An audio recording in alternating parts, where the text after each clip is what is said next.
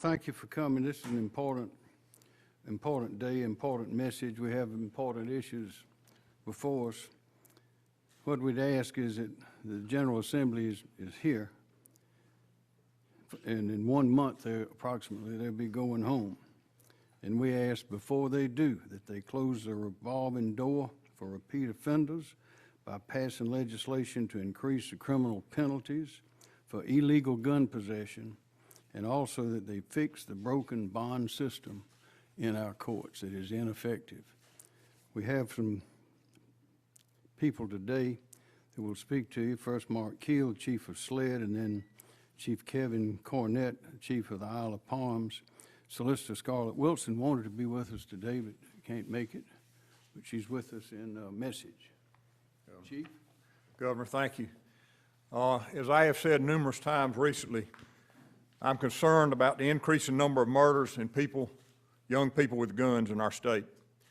Gangs, drugs, and criminals' easy access to guns continue to play a significant role in the violence that we've seen in South Carolina. The shooting that occurred on Isle of Palms Friday afternoon, and others like it, should never be acceptable. Unfortunately, we've become all too familiar with the deadly impact of young people and repeat offenders with guns.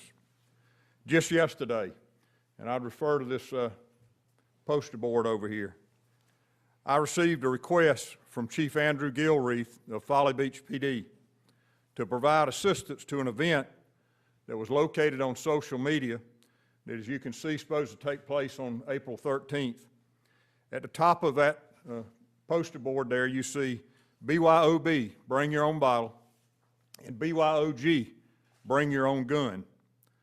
I will tell those that are organizing this event that this behavior will not be tolerated. In 2021, there were 566 murders in South Carolina, the most ever recorded since we've been keeping records. Of those 566 murders, 322 were committed by people under the age of 25. 59 of those were committed by individuals under the age of 18. We have seen murders increase 52.2% over the last 10 years. Weapons law violations increased 4.2% in 2021 and 80.8% over the last 10 years. 2021 marks 8 straight years where we've seen an increase in weapons law violations. 91% of weapons law violations included firearms, and at least 76% of those were handguns. In 2021, there were 9,728 weapons law violations. Of those, 5,117 were committed by people under the age of 25, and 1,435 of those were committed by individuals under the age of 18. The criminal justice system only works when every part of the system works together to protect our citizens. Law enforcement officers are increasingly encountering armed repeat offenders across the state who are federally prohibited from possessing firearms, but who are not prohibited by state law. This must change. It is past time to give law enforcement the tools that we need to arrest felons who are caught possessing firearms in the state of South Carolina. South Carolina needs a true felon in possession of firearms statute that local and state law enforcement can enforce. We must hold violent, repeat offenders accountable while they're out on bond. All too often, law enforcement officers make good arrests only to find the offender received a low bond and are out terrorizing the same community that they came from the next morning. This must stop. We will continue to work with Governor McMaster and the Governor's office and the General Assembly to pass meaningful legislation with the goal of keeping our citizens safe. We are encouraged by the work of both bodies, the House and the Senate, on fentanyl trafficking, drug-induced homicide, bond reform, and felon in possession of firearms legislation. But we must all work together to combat crime in our communities across South Carolina, and that means working as elected officials, our criminal justice system partners, and community leaders. We must have positive community partnerships, interaction, support, and investment to truly make an impact on crime in our state. This cycle of violence that we're experiencing in South Carolina and across the nation must stop. Thank you. Thank you. Chief Cornett? Good morning. As most of you know by now, Isle of Palms on Friday had an incident Friday afternoon involving a group of individuals that came out, and while most of them might have been peaceful when they gathered, several individuals came out with the intent to commit a crime. Several of those individuals came out and they brought weapons.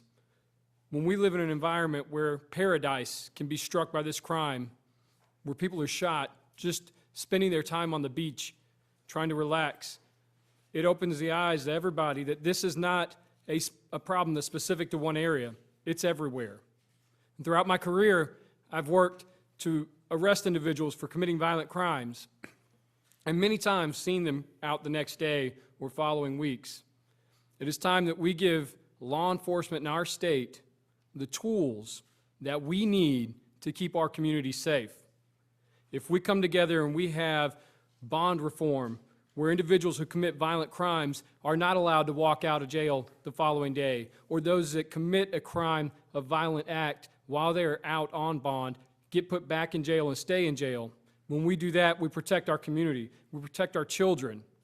When we enhance penalties for those that commit those weapon violations, so that every time they don't get to just have a small charge, it's the same consistent penalty, or downplayed to something else, when we can hold them accountable with enhanced penalties, that's where we can hit the crime. If we want to stop and we want to make our community safe, this is our chance, this is our opportunity. We need to seize this chance, and we need to make sure that we take the fight to the criminals and that we make them answer for the crimes that they are committing, and we hold them accountable for those crimes. Thank you. Well, as you've heard, we had a tragedy in the Isle of Palms, and we've had others over the years, and there are many tragedies occurring around the country today. But it's time, clearly now the time to act in South Carolina. The General Assembly is here. These issues have been discussed for years. We've had press conferences, meetings, hearings, and it is clear that we do not have the accountability that we need. We know from history that one who will commit a crime will hesitate to do it if he or she believes that they will be punished, not that they will just be caught, not that they will just be prosecuted, because often those, in the first place, often we can't find them. We know for a fact that in just looking at rapes, looking at domestic violence, less than 50% or so of those crimes are even reported. And there are many others that are not reported for various reasons. We know that the crime rate is high, but we know that if a crime is reported, an individual has to be found and arrested, then that individual has to be charged. Then we wait on the court, and sometimes months pass, sometimes years pass, witnesses disappear, the strength of the case weakens, and you don't get a conviction. But if there is a conviction, it may be appealed. If it's appealed, it may be reversed, and it's all over, and the criminal is generally out on the street awaiting that result and committing more crimes.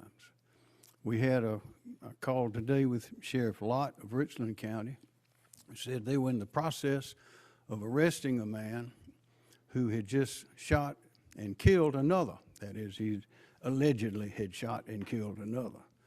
And that man was on bond for murder. He will be charged with murder. He was on bond for murder. Now that doesn't make any sense to anybody. So here we are today. The legislature is fully aware of all of this, and it is time, before they leave at the end of this session, for them to slam that revolving door shut on repeat criminals and enhance and have enhanced and increasing penalties for crimes involving illegal guns. What are illegal guns? If you're underage, that's an illegal gun. We believe that an illegal gun was involved in the shooting that took place at Mount Pleasant. Also, we know that at least one of those who is believed to have been involved in the incident, or at least was present, was underage, 16 years old. That's an illegal gun. If you touch it and you're underage, that's an illegal gun. Also, there are different types of convictions that make that gun an illegal gun. Also, if it is a stolen gun, it is illegal. You can't have it. You can't possess it. How do we know it's stolen? When they get stolen, the owners often will call the police. They fill out a police report, and that goes into the system, the NCIC, which is, and others. So those are stolen guns. If the serial numbers are obliterated, that is a stolen gun. If you have one in your possession, take it to the police department and get rid of it right away, because it is a stolen gun, and there are penalties. Also, if you have been adjudged incompetent by a court in South Carolina and you have a gun, have a handgun, that is an illegal gun. So what do? We have to have graduated felony penalties for second and subsequent illegal gun possession, no bond, and no release or parole.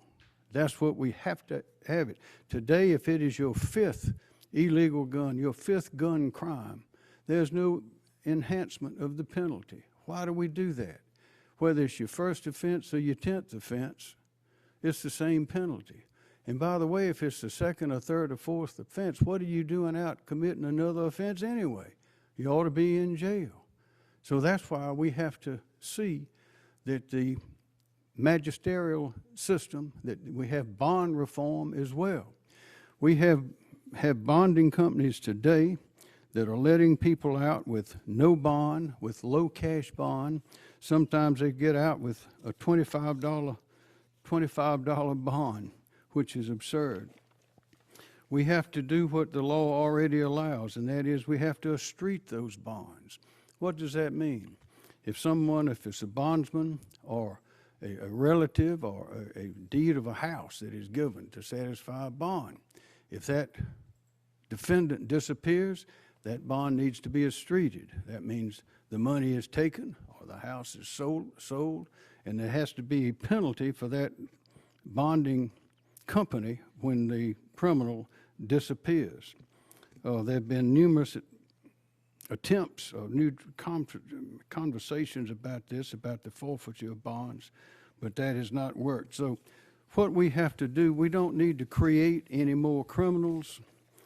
We are very conscious of the Second Amendment. It is not the legal average citizen, the honest citizen, that's causing these crimes. We know that there are about 20% of the criminals, whom we know who they are, who commit about 80% of the crimes. And we know even those that we don't know, they commit them over and over and over. So before that General Assembly goes home in May, they need to pass bond reform, and they need to see that we slam that revolving door and that we have graduated penalties for committing these crimes with these illegal guns. There's no excuse for not doing that. And as I say, we're conscious of the Second Amendment. We don't need to create new criminals. We've got enough of them already. What we need to do is control and hold those accountable that we catch and we already know of. And to have repeat offenders, what do you tell the family of someone who had been caught, arrested, put in jail once, twice, 3 times, who then shows up and kills your loved one? What do you tell them? They know the system is broken. So we have an opportunity now. These circumstances have brought this to a head. We have the opportunity and the obligation now to see that we shut that revolving door and pass bond reform. Are there any questions? Why do you think it's taking so long for bond reform to happen? I think there are some constitutional questions involved in South Carolina and in the federal system. If it used to be in the federal system, if you were going to flee that was the only reason you could deny a bond. What that meant in the federal system is if you could go out and be killing people but stay in here, there was the judges couldn't have a high bond on them. But that has been changed. In South Carolina, if it is a serious or a violent offense, then bond can be denied. That is, no bond. It is constitutionally allowable. If you have a person there that you believe is going to inflict more tragedy on the community, you don't have to let them out. The only question that comes up then is they need to have, of course, a speedy trial. So that means we have to move those cases along. But there have been conversations, but we've got to get a grip on it. We see now, it's clear from the evidence, it is mounted, and we've had in recent weeks and recent months and again, just recent days, that system is not working, so we can fix it. Any comment? Chief? I would just say that as the governor said, these are two issues that we face all the time, continually. Our folks at SLED that are out arresting fugitives every day. Last week, we arrested 15 fugitives. 7 of those fugitives had firearms on them. And we're seeing this over and over again. And they have to be held accountable. And we have to have individuals that, again, are committing violent crimes that when they get out on bond and they reoffend, then they shouldn't be back out on bond again. And again, it is a revolving door, and we have been seeing this for some time. And we certainly need help. General Assembly, again, we're optimistic that this year we've seen some encouraging signs that hopefully these bills will pass, and we look forward to that.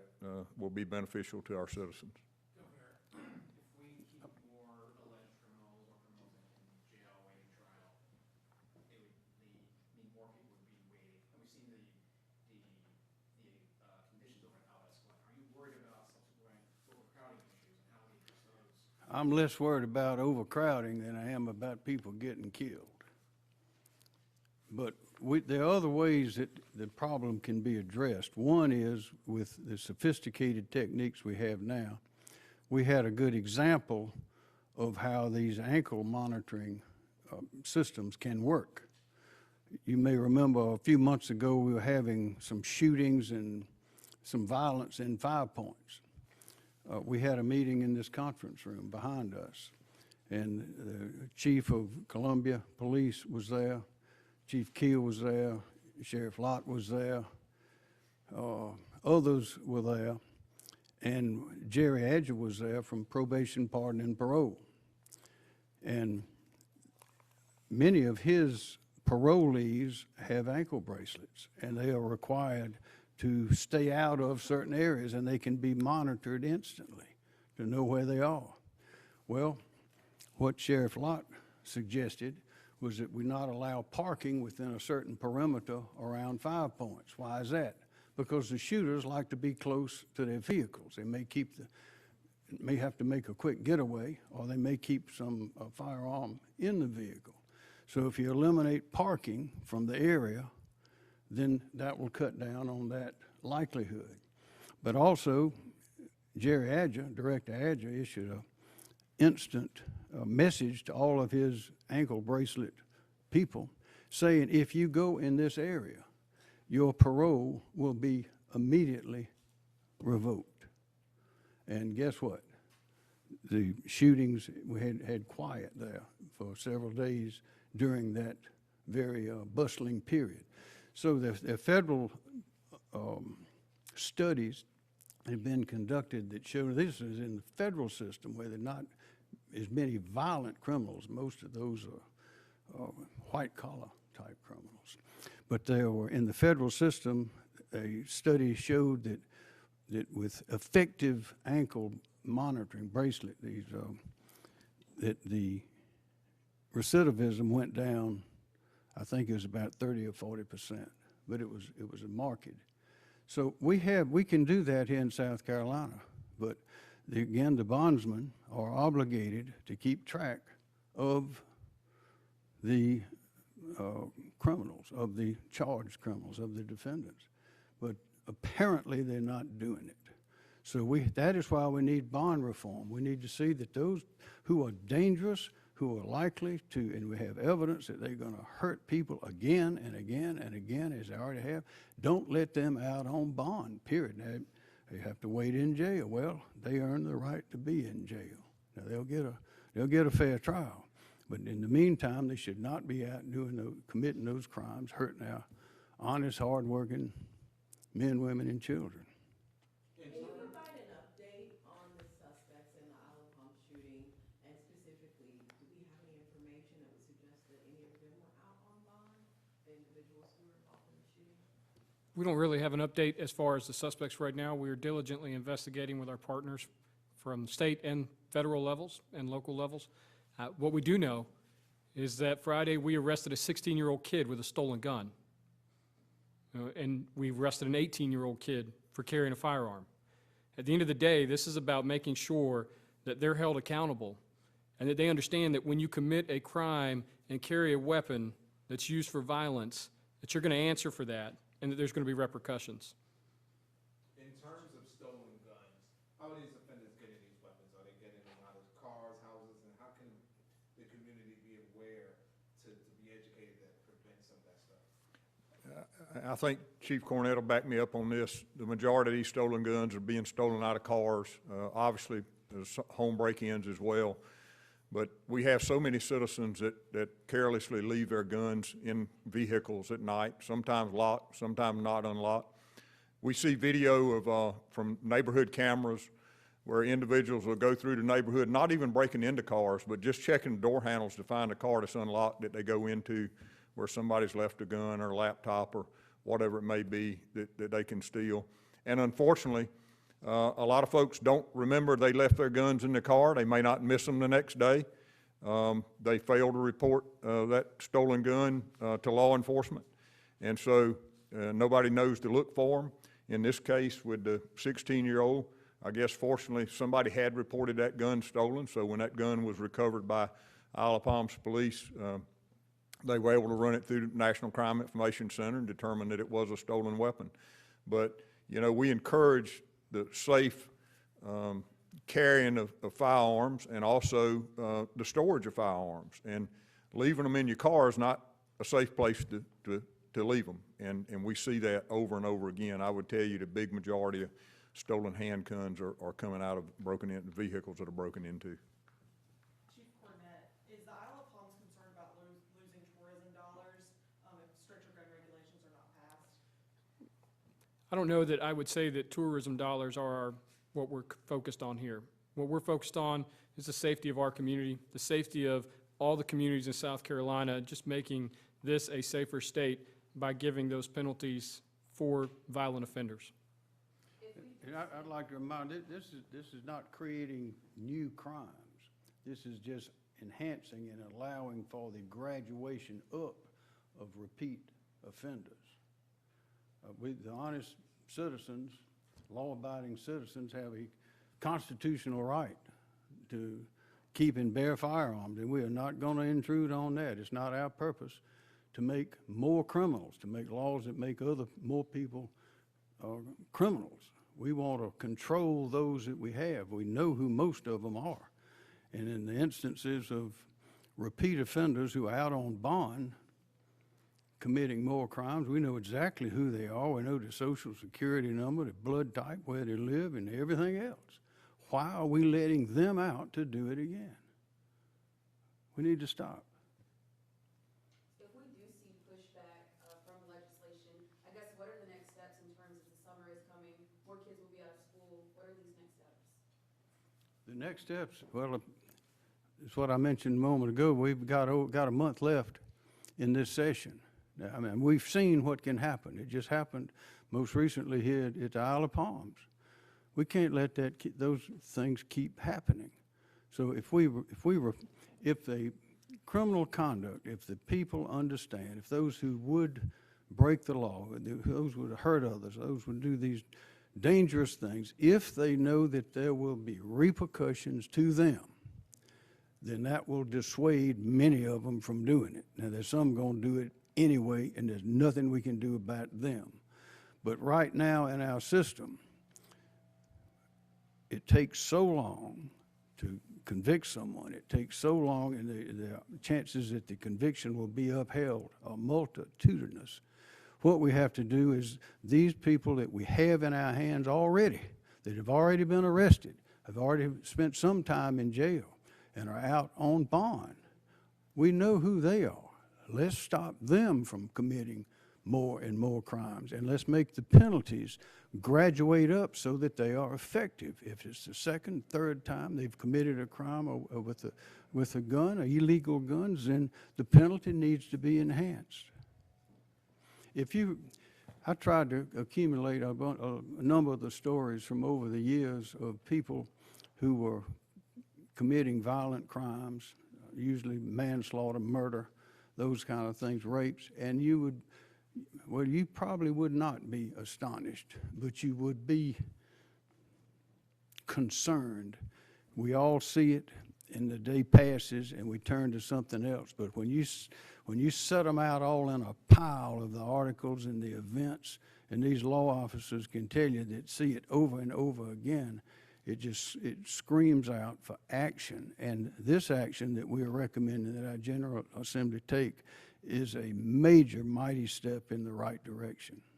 As it stands now, for these young offenders, when they commit a violent crime, how much time can they possibly face?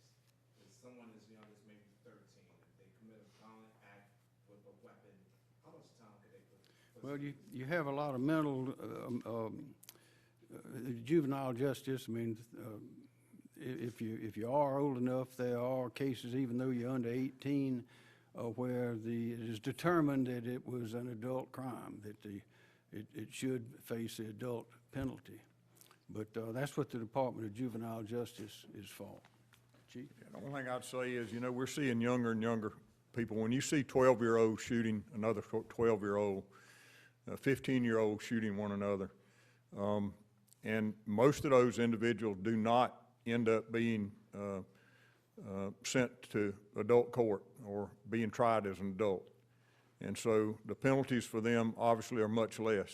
And I was going to say with this, Chief Holbrook testified at hearing the other day about a study the National Institute of Health did some years ago that said that, and it was a Swedish study, but 15% of the population committed the crimes, 15%. And 1% of the population committed 63% or were held accountable for 63% of the violent crime convictions. Those are the ones we're talking about. Again, we're not talking about law-abiding citizens that have a right to bear arms. We're talking about those individuals that continue to recommit crimes over and over again. That it's a revolving door in our jails and our detention facilities, and we keep seeing them over and over again. We keep seeing them on unlawful carry violations that our law is not tough enough to deal with. And we need the graduated penalties, as the governor has said, so that first offense, okay, they get one penalty. Your second chance, you're going to get a little tougher penalty. Third offense, you're going to face a more harsh penalty. And that's what we need in South Carolina for it to be a real deterrent to people unlawfully carrying firearms today. Chief Q, you mentioned something earlier. I wanted you to elaborate and provide a little bit more understanding. You said, and I think we all know, felons, federally, they're prohibited from having firearms, but you said that it's not illegal in the state of South Carolina. Can you explain that a little bit? Yes, What needs to change there? so what I would tell you is this, is that in South Carolina, we have the way our unlawful carry law is currently written. Basically, if you're a felon, if you're an individual caught with a gun, and that felony is in 16160 in our statute, which is a violent crime statute, then you are unlawfully carrying. But we have many felonies in our state that are not listed in 16160. And like shooting into I think a dwelling house is not listed in 16160.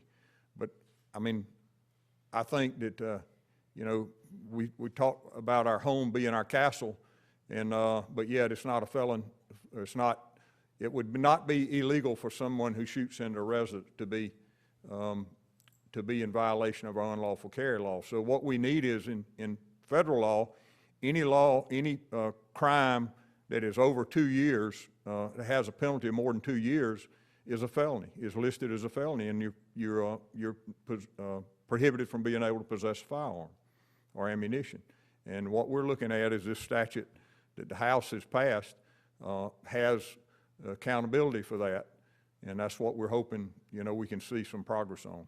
But as of right now, let's say a felon shoots up a house and. If it's not listed in, again, those crimes that are in 16160 are the crimes, they would not be subject to that. We have many felonies on our books that are not, would not be subject to under our current unlawful carry law. We have time for 2 more questions. Chief, you mentioned Chief Holbrook and Chief Cornett, do you want to answer this as well? But he and a few other chiefs testified last week, they were concerned about removing the training requirement for the constitutional carry. Are you concerned that passing that and not, requiring people to have training could also lead to more unsafe incidents like this? I am concerned about it. Again, my position on this is, well documented. I've read it myself in newspapers accounts of how I feel about constitutional carry. But again, what we need in South Carolina right now, and what and I will tell you the reason that law enforcement for the most part has sort of taken a neutral position is we desperately need an unlawful carry law with graduated penalties that hold those that are out committing violent crimes accountable. And we hope, again, and pray that this year will be the year that we will get that. It is something that will make it safer for our citizens and make it safer for our state. And again, do I have concerns about that? Yes, I have concerns about it. But I have equal or more concerns about not holding those accountable that should be held accountable for violating our unlawful carry law. Governor, those penalties that Chief Keel just mentioned are part of the constitutional carry bill. Right. Should they be, if they're that important and needed that bad, should they be in a freestanding legislation or not tied to constitutional carry? As long as they pass it, it doesn't matter where it is. But I mean, couldn't concerns some have in the Senate about constitutional carry perhaps hurt the chances of some of these provisions? Well, I guess if this doesn't pass, then we will urge them to keep on, but they need to pass it as it is. Would you veto the Senate permitless carry bill that does not include felon in possession? Beg your pardon? The Senate version of the permitless carry bill does not include the felon in possession provisions that the House passed. Would you Well, veto that? I like that less than the one with the graduated penalty.